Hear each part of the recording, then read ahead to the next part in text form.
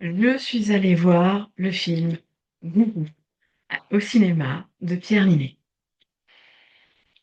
C'est des posts, des phrases qu'on a entendues toutes ces dernières semaines, soit pour dire je suis allée le voir et voici ce que j'en ai compris, analysé, et ce que le coaching n'est pas, ou au contraire, pourquoi je n'irai pas voir justement ce film.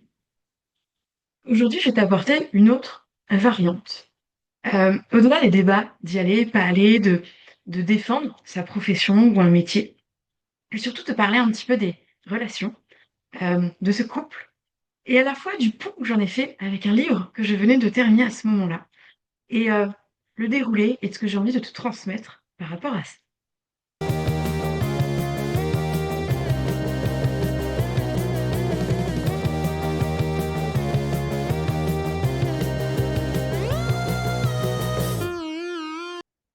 Bonjour et bienvenue. Cela faisait quelques semaines que je n'avais pas publié de vidéo, parce qu'en ce moment, je suis aussi en train de lancer mon podcast. Donc si tu veux en savoir plus et avoir d'autres audios, formats, thématiques, tu pourras aller voir. Donc, comme je te le disais en introduction, je suis allée voir le film Gourou de Pierre Ninet au cinéma. Par envie de suivre une tendance, parce que je suis très, très, très, très, très mauvaise à ça. Généralement, je suis toujours un petit peu à contre-courant, soit en avance, soit entre guillemets en retard. En tout cas, je suis toujours la mode et les envies qui me font plaisir à moi, et ce depuis toujours. Donc, ce n'était pas pour suivre une tendance, même si je peux éventuellement regarder les avis de certains films et de dire tiens, il y a de bonnes critiques, ça peut être chouette d'aller le voir. Là, vraiment, comment ça s'est déroulé? Envie d'aller au cinéma le soir, on a regardé ce il y avait dans ce qui pouvait nous intéresser, Gourou ou Marsupilami. Sachant que je suis aussi allée voir le Marsupilami le lendemain avec mon fils et on s'est beaucoup amusé d'ailleurs. Donc là, c'était plus par allez. J'avoue que vu que j'avais vu toutes ces publications, etc., voilà, ça me donnait pas forcément envie d'ouvrir un débat là-dessus parce que j'estime qu'il y avait déjà de tout. Donc autant ceux qui disaient je suis allée le voir et voici ce que n'est pas le coaching et les dérives, etc.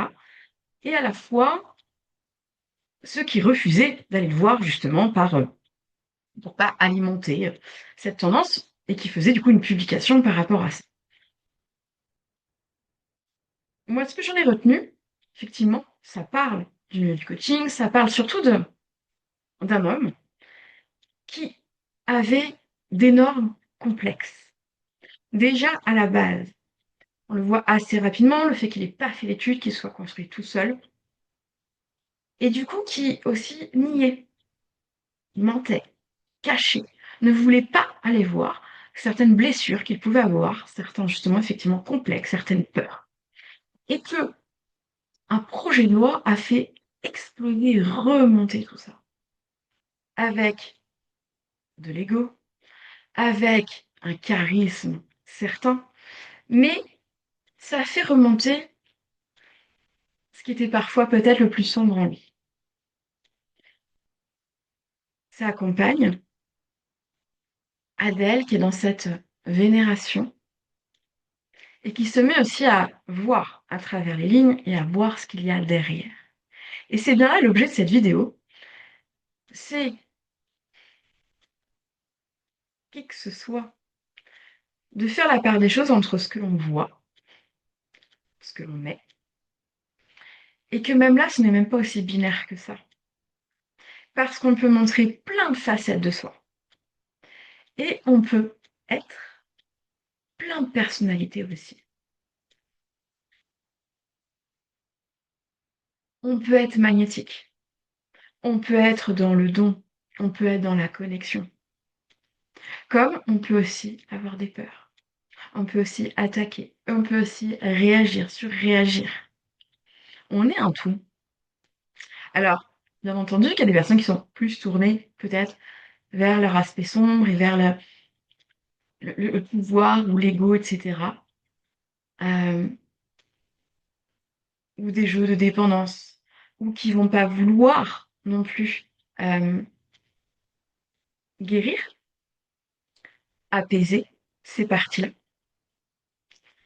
Et d'autres qui, à l'inverse, vont à tout prix vouloir gommer, euh, masquer toutes les parties aussi plus sombres.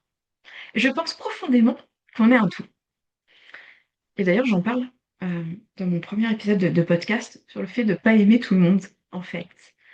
Et je pense qu'on est bien plus complexe que ça. Le plus que j'en ai fait, c'est avec le livre Mélissa d'Acosta, Tenir debout, que je venais de terminer peut-être 2 jours avant, que j'ai dévoré.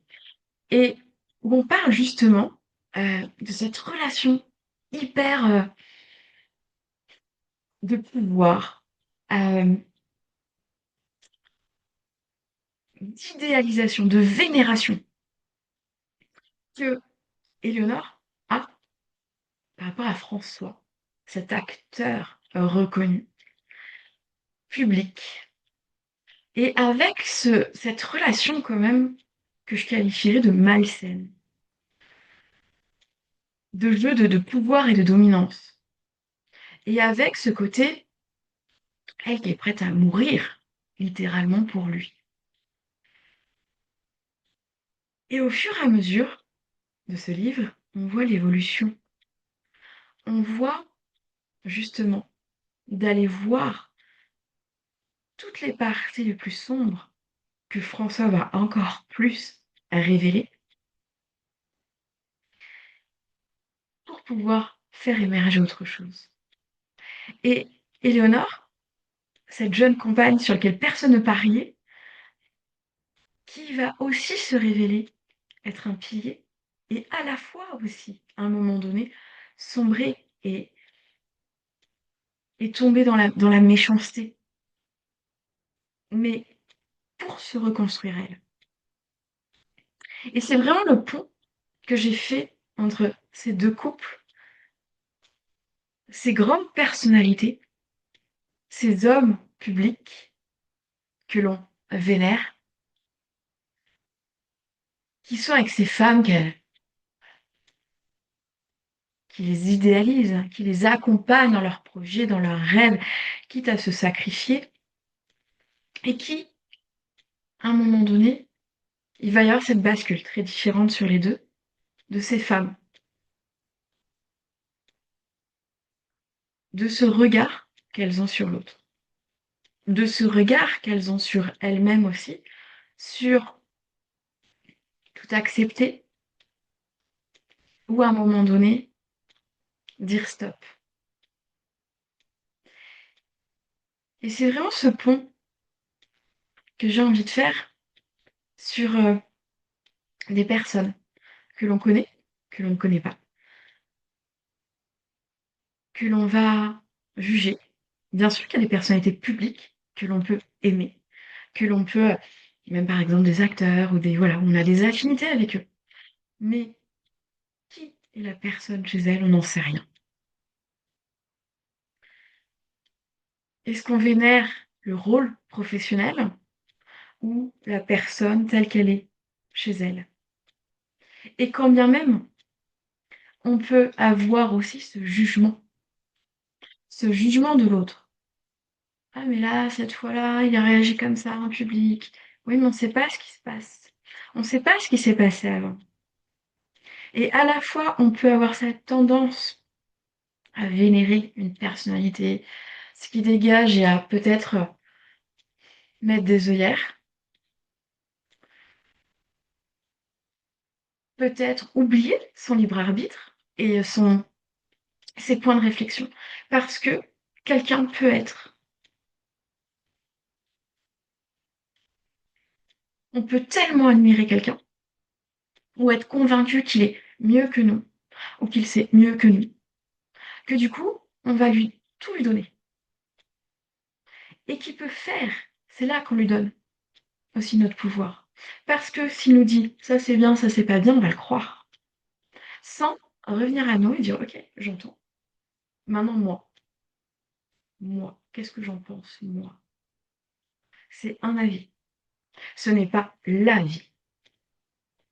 Ce n'est pas la seule personne qui détient la seule vérité. Peut-être qu'elle voit des choses que je ne vois pas. Peut-être qu'elle capte des choses que je ne vois pas. peut-être qu'elle voit aussi avec ses propres lunettes, qui ne sont pas forcément les miennes à ce moment-là.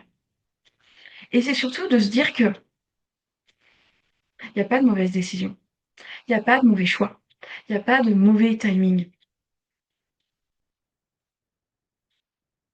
Je suis convaincue que quand quelque chose doit arriver, il arrivera, quelles que soient les décisions qu'on prenne.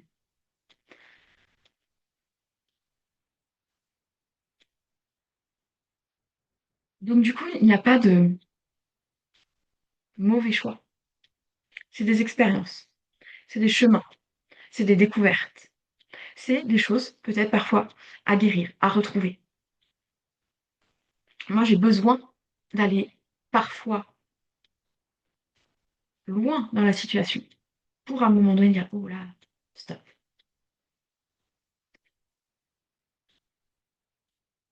Et c'est ça qui est aussi important, c'est surtout de revenir à soi, indépendamment de la personne, qu'elle soit brillante dans sa vie professionnelle, qu'elle soit brillante dans sa vie personnelle, qu'elle dégage une assurance, une connaissance, une surtout cette, ouais, cette assurance. Mais c'est pas pour autant qu'on doit perdre la nôtre. C'est pas pour autant qu'on doit être dans l'ombre de l'autre. C'est pas pour autant qu'on doit être dans le il sait mieux que moi. Parce que, et je maintiens, tu es la seule personne à savoir ce qui est le mieux pour toi. Et c'est une expérience que je fais aussi. Moi aussi, j'ai des amis où je sais, on en rigole. Tout instant, je dis j'aimerais bien que tu me donnes une réponse quand même. Je sais que tu ne me la donneras pas, mais une petite partie de moi aimerait quand même que, parce que c'est des gens, j'estime qu'ils vont mieux capter que moi, mieux canaliser que moi. Alors qu'en fait, c'est pas un mieux, c'est une manière différente. Et que souvent, on peut capter des informations, on peut canaliser, et je le fais aussi.